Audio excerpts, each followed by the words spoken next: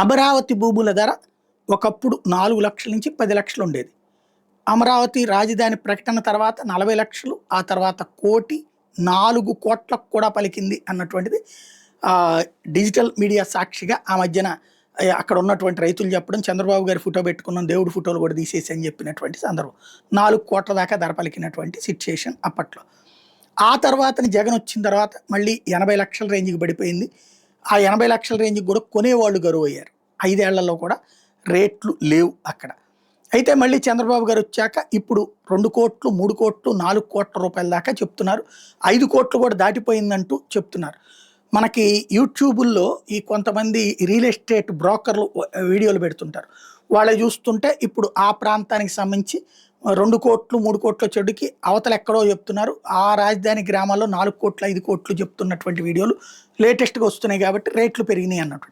ఇప్పుడు అసలు లెక్క తేలబోతుంది. ప్రభుత్వం ఏం చేసింది, అమరావతిలో ఇప్పుడు భూములు ఇవ్వమన్నటువంటి 1800 మందితో పాటుగా కొత్తగా ఏవైతే అదేది స్టేడియం కడతామంటున్నారు, కొత్తగా ఇంకొకటి అక్కడే మన ఎయిర్పోర్ట్ కడతామంటున్నారు కదా, వాటికి సంబంధించి భూ సమీకరణ కింద ఇవ్వకపోతే భూ సేకరణ కింద తీసుకోవాలి.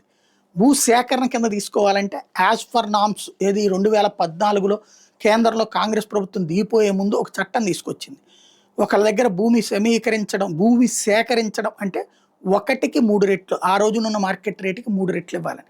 ఇప్పుడు అక్కడ నిజంగా 4 కోట్లు ఉంటే 12 కోట్లు ఇవ్వాలి, 2 కోట్లు ఉంటే 6 కోట్లు ఇవ్వాలి, ₹1,00,00,000 ఉంటే 3 కోట్లు ఇవ్వాలి. ఎంత ఉంది అంటే ఇది మార్కెట్ వాల్యూ వేరు, రిజిస్ట్రేషన్ వాల్యూ వేరు అంటారు. హయ్యెస్ట్ రిజిస్ట్రేషన్ వాల్యూ బేసిస్ మీద నడవాలి.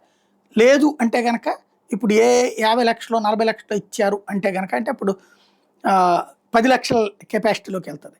అలా కాకుండా అక్కడ మార్కెట్ హయ్యెస్ట్ రిజిస్ట్రేషన్ వాల్యూ ఇవ్వాల్సింది, మళ్ళీ లేకపోతే కోర్టులకు వెళ్ళే పరిస్థితి ఉంటుంది. ఏం చేస్తారో చూడాలి. అసలు రేట్ ఎంత ఉంది, ప్రభుత్వం ఇచ్చే రేట్ ఎంత అన్నటువంటి దాని మీద రేపొద్దున భవిష్యత్తులో అక్కడ ఇచ్చే లోన్స్ కూడా ఆధారపడి ఉంటాయి. ఎందుకంటే ఇప్పుడు మనం వాళ్ళకి రేపొద్దున స్థలాలు ఇస్తున్నాం, స్థలాలు ఇచ్చాక వాళ్ళు రేపొద్దున బ్యాంకులో లోన్ పెట్టుకునేటప్పుడు ఇక్కడ 10 లక్షలకో 15 లక్షలకో లెక్కేశారనుకోండి, అప్పుడు వాళ్ళు లోన్ ఎంత ఇవ్వాలి, ఆ 15 లక్షలకి ఇవ్వాలి. అదే 4 కోట్లు ఉందంటే అప్పుడు 3 కోట్లకి ఇవ్వాలి. గతంలో అట్లా లోన్లు ఇచ్చి రికవర్ కాక బ్యాంకులు లోన్ ఇవ్వడం మానేసినాయి. అదే కదా ఈనాడు జ్యోతి ఈ మధ్య కూడా రాసింది. కాబట్టి ఒరిజినల్ రేట్ ఎంత అన్నది ఇప్పుడు తేలబోతోంది.